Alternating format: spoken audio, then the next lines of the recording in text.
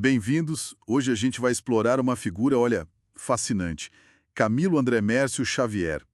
Temos fontes aqui que mostram uma carreira com muitas facetas, sabe? Da medicina, ortopedia até literatura. A ideia é entender um pouco as conquistas e o legado desse pioneiro que navegou entre a ciência e a arte. Exato. E a gente pode começar pela medicina, né? Ele nasceu em Ribeirão Preto, lá em 1927, se formou médico na Federal do Rio Grande do Sul, a UFRGS, em 52, mas foi na USP de Ribeirão Preto, a FMRP, que ele realmente se estabeleceu, a partir de 1960, na área de ortopedia e traumatologia. E essa carreira acadêmica dele foi bem sólida, pelo que as fontes indicam, certo? Ele foi subindo todos os degraus por concurso. Exatamente. Fez o doutorado em 66, depois a livre docência em 70, que é um título acadêmico super importante aqui no Brasil, né? Além do doutorado. E aí chegou a professor titular em 83. Ele foi uma peça-chave, assim, para o desenvolvimento da FMMP como um polo científico importante no interior. Trabalhou junto com gente como o Zeferino Vaz, que foi um dos fundadores.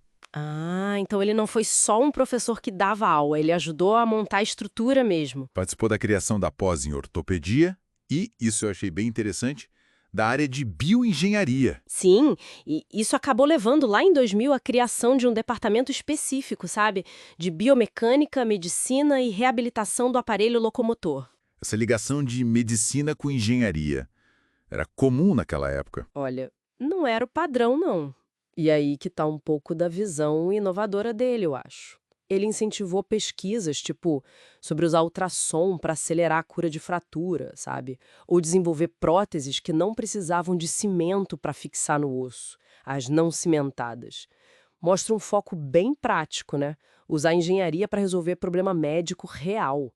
Era uma ponte importante que ele estava construindo ali. E essa busca por novidade levou ele para fora do Brasil também. As fontes falam disso. Levaram, sim, vários estágios e pesquisas fora. Inglaterra, Escócia, França, Itália, Alemanha, Estados Unidos. Ele estudou com nomes importantes lá fora, se especializou em cirurgias complexas de quadril, ganhou até um prêmio importante em Oxford, o Joseph Trueta. Isso mostra o reconhecimento internacional que ele teve. Essa bagagem toda, claro, enriqueceu muito o que ele fazia e ensinava aqui. E além da academia, ele também atuou na organização da própria especialidade médica do Brasil, né? Com certeza, teve um papel de liderança na SBOT, a Sociedade Brasileira de Ortopedia e Traumatologia, chegou a ser presidente. E uma coisa interessante foi na comissão de ensino. Ele modernizou os exames para tirar o título de especialista, colocou a análise computadorizada e ajudou a credenciar novos centros de formação pelo Brasil.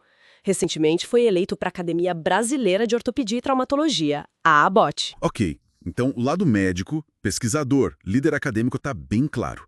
Mas você disse que essa é só uma parte da história. Essa energia toda dele apareceu em outra área também? Exato. E aqui a história fica ainda mais diferente, singular mesmo.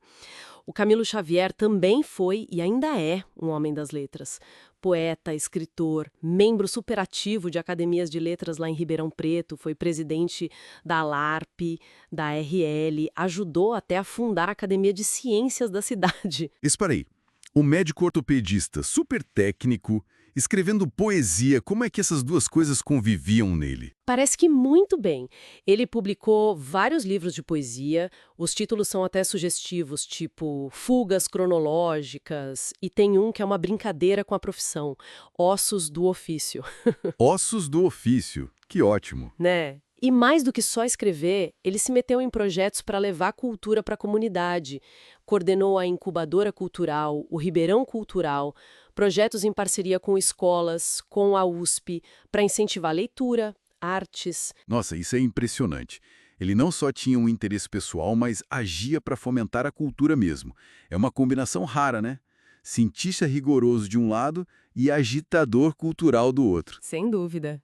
E levanta até uma questão interessante, né? Como essas formas diferentes de pensar a analítica da ciência e a mais sensível da arte podem não só existir na mesma pessoa, mas talvez até se alimentar uma da outra. A capacidade de observar um detalhe, seja num raio-x ou numa imagem poética, talvez venha de um lugar parecido. Quem sabe? Então, o que a gente tira dessa análise toda?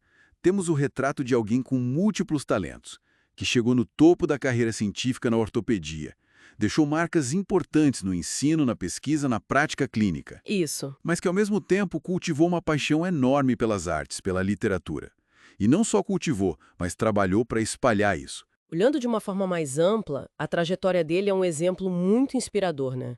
De como a curiosidade e a dedicação podem ir além das caixinhas das disciplinas.